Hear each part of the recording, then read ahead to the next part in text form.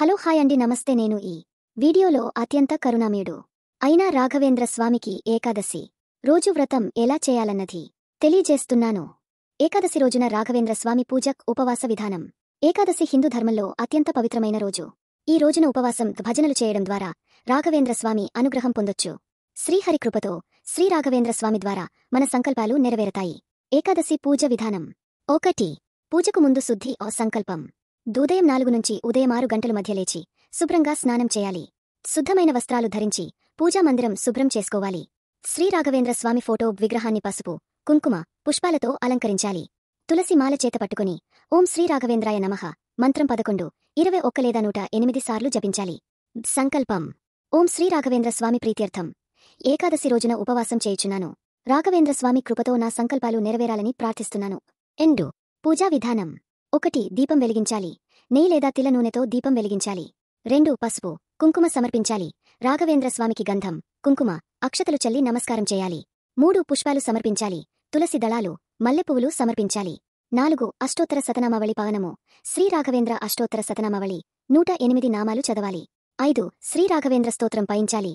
ఉదాహరణగా పూజ్యాయ రాఘవేంద్రాయ సత్యధర్మ రతాయ చ భజతాం కల్పవృక్షాయ నమతాం కామధేనవే. శ్రీ రాఘవేంద్ర గురు స్తోత్రం.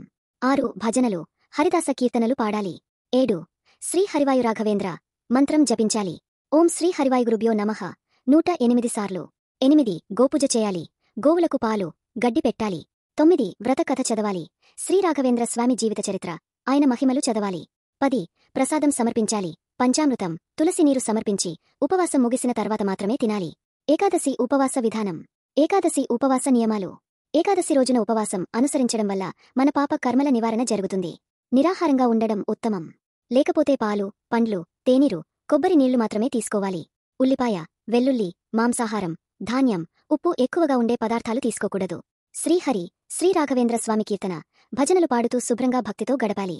మానసిక శరీర పరిమితులు ఉన్నవారు ఏకాదశి వ్రత నియమం ప్రకారం తలకాయ వంటకాలు, గోధుమ, సబ్బుదాన్నం, పాలు, పండ్లు తీసుకోవచ్చు. ఏకాదశి రోజున రాఘవేంద్ర స్వామి భక్తులు చేయవలసిన కార్యాలు.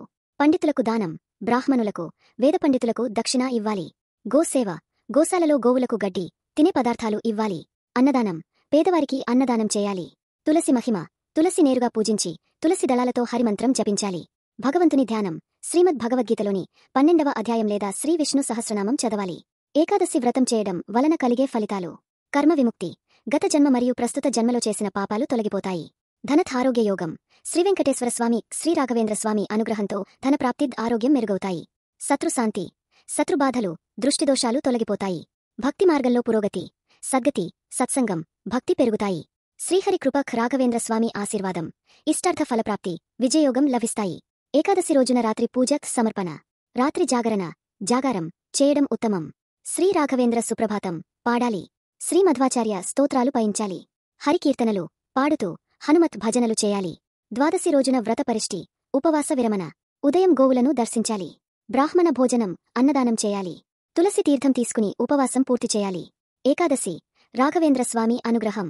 శ్రీ రాఘవేంద్ర స్వామి ఆశీర్వాదం పొందే ఏకాదశి ఉపవాసం వల్ల కర్మబంధాలు తొలగిపోతాయి. భగవదానుగ్రహంతో ధనం, ఆరోగ్యం, విజయాలు లభిస్తాయి.